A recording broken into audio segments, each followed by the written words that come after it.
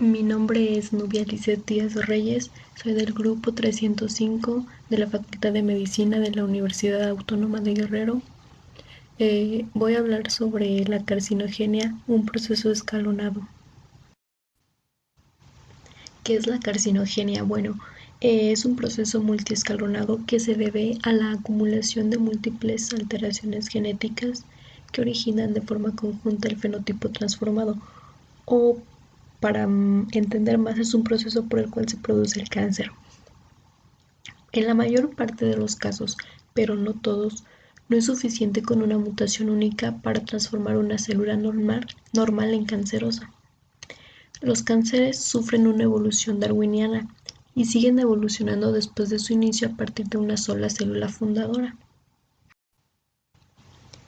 En esta imagen se puede observar un desarrollo de cáncer mediante la acumulación escalonada de mutaciones conductoras complementarias. El orden en que se producen las distintas mutaciones conductoras es desconocida en general y puede variar de un tumor a otro. Los cánceres se van haciendo cada vez más agresivos y adquiriendo un potencial maligno mayor durante la evolución. A este fenómeno se denomina progresión tumoral. A nivel molecular, la progresión tumoral posiblemente se deba a mutaciones que se acumulan de forma independiente en células distintas.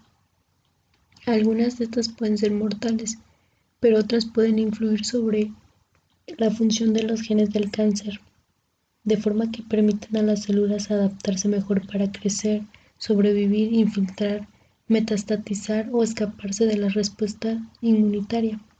Bueno, dada esta ventaja selectiva, algunos subclones que adquieren estas mutaciones pueden pasar a dominar en una zona del tumor, bien en el primario o en la metástasis.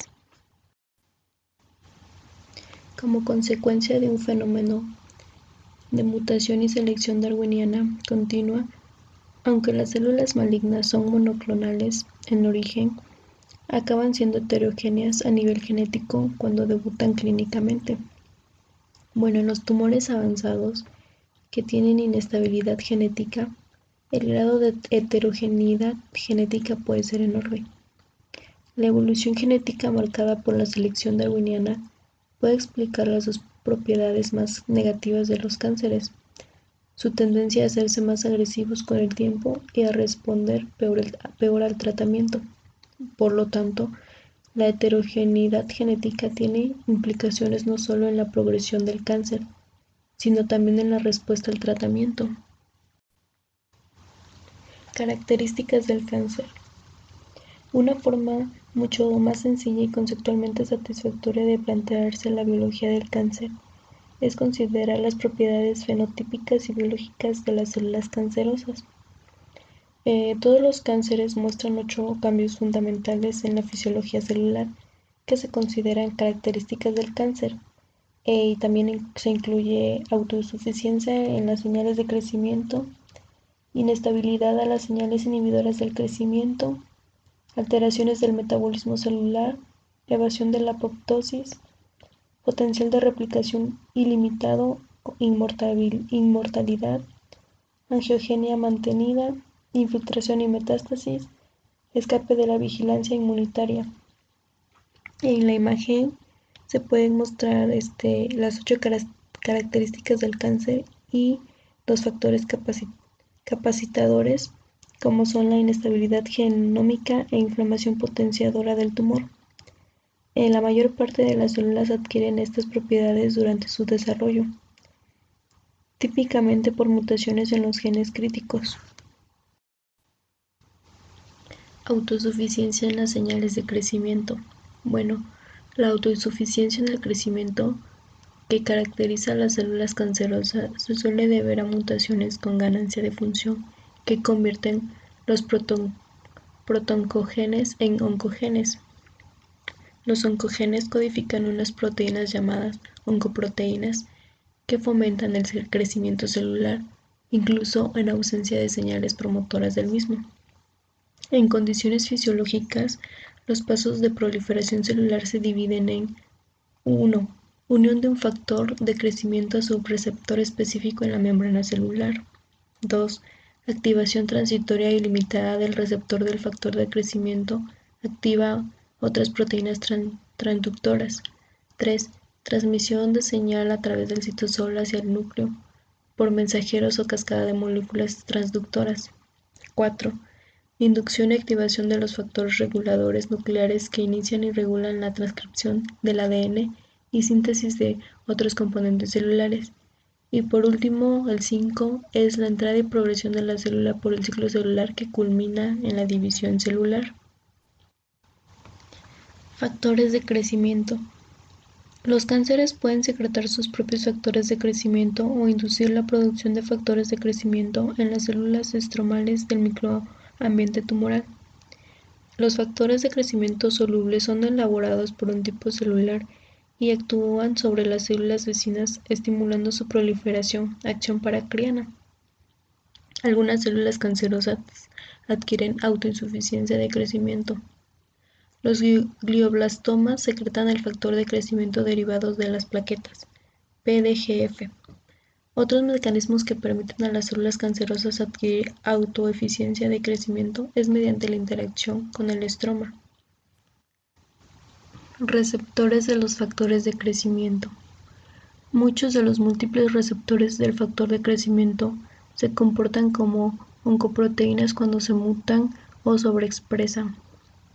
El receptor del factor de crecimiento epidérmico, EGF, está sobrepasado en un 80% de los carcinomas epidermoides de pulmón, 50% de los glioblastomas o más, y en un 80 al 100% los tumores epiteliales de cabeza y cuello. El gen que codifica un receptor relacionado HER2 está amplificado aproximadamente en un 20% de los cánceres de mama y en un porcentaje menor de adenocarcinomas de pulmón, ovario, estómago y salivales. Proteínas transductoras de señales distales. Las células cancerosas suelen adquirir autonomía de crecimiento como consecuencia de mutaciones en los genes que codifican los componentes de las vías de transmisión de señales distales a los receptores de factores de crecimiento. Las señales se transmiten al núcleo mediante varias moléculas de transducción de señales. Dos importantes oncoproteínas dentro del grupo de las moléculas transmisoras de señales son RAS y ABL.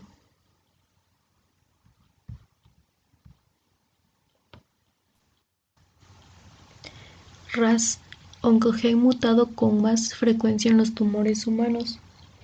Aproximadamente un 30% de todos los tumores humanos contienen genes RAS mutados y la frecuencia es incluso superior en algunos cánceres específicos. El RAS es miembro de una familia de proteínas G pequeñas que se ligan a nucleótidos o guanosina, trifosfato de guanosina, GTP y difosfato de guanosina. Bueno, en la imagen se puede ver, es un modelo, en esta imagen es un modelo para la acción de RAS. Cuando la célula normal se estimula por el receptor de un factor de crecimiento, el RAS inactivo ligado al GDP se activa a un estado de unión GTP. El RAS activado traduce las señales proliferativas al núcleo a través de dos vías, la denominada vía de la cinasa y la vía P13 cinasa. Difosfato de guanosina, trifosfato de guanosina, proteína activada por mitógeno y la fosfatidilina, inositol 3. ABL. Varias tirosinas cinasas no receptores actúan como moléculas transductoras de señales. En este grupo la mejor definida como carcinógeno es ABL. La protoncoproteína ABL tiene actividad tirosina cinasa que se amortigua por dominios reguladores negativos internos. Factores de transcripción nucleares. La consecuencia final de la transmisión de señales a través de las oncoproteínas RAS o ABL es una estimulación inadecuada y continua de los factores de transcripción nucleares que controlan la expresión de los genes promotores del crecimiento. Ciclinas y cinasas dependientes de ciclinas. Los factores de crecimiento transducen señales que estimulan la progresión ordenada de las células. Es un proceso por el cual las células replican su ADN preparándose para la división celular. El ciclo celular está regulado por las cinasas dependientes de ciclina, CDK, que se activan tras unirse a las ciclinas, que reciben este nombre por la naturaleza cíclica de su producción y degradación.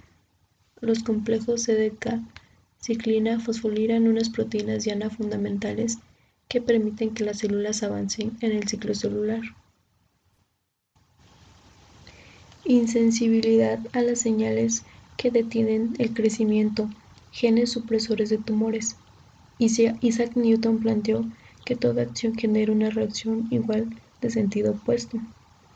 Los oncogenes codifican proteínas que fomentan el crecimiento celular, mientras que los productores de los genes supresores de tumores aplican frenos a la proliferación.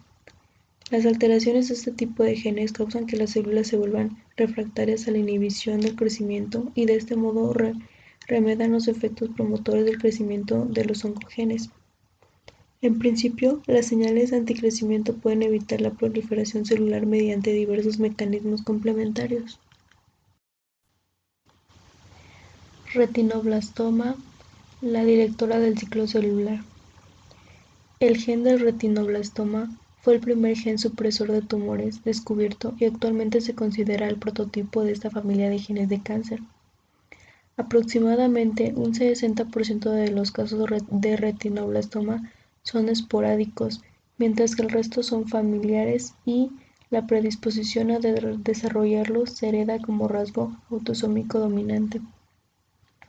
Bueno, la función de la proteína retinoblastoma es regular el punto de control G1S, que es el punto que debe pasar las células antes de que comience la replicación del ADN.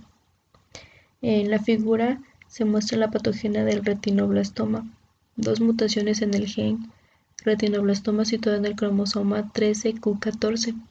Produce la proliferación neoplásica de las células de la retina. En la variante esporádica, ambas mutaciones de retinoblastoma en las células de la retina fundadoras del tumor son adquiridas, mientras que en la forma familiar todas las células somáticas heredan el gen de retinoblastoma mutante de un progenitor portador y, como consecuencia, solo se necesita una mutación del gen retinoblastoma en una célula retiniana para perder por completo la función del retinoblastoma.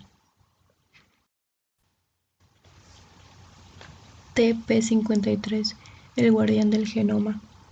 La proteína P53 es un factor de transcripción que fomenta la transformación neoplásica por tres mecanismos interconectados: la activación de una parada temporal del ciclo celular llamada quiescencia, la inducción de una parada permanente del ciclo celular llamada senescencia, o la activación de la muerte celular programada llamada apoptosis. La P53 se activa por situaciones de estrés como la lesión del ADN y ayuda en la reparación del ADN porque detiene el ciclo en G1 e induce la expresión de los genes reparadores del ADN. Más de un 70% de los cánceres humanos tienen un defecto en este gen y los demás suelen tener defectos proximales o distales en TP53, lo que confirma su importancia en el control de la carcinogenia. Pues esto fue todo el tema a exponer. Espero hayan entendido y les guste. Gracias.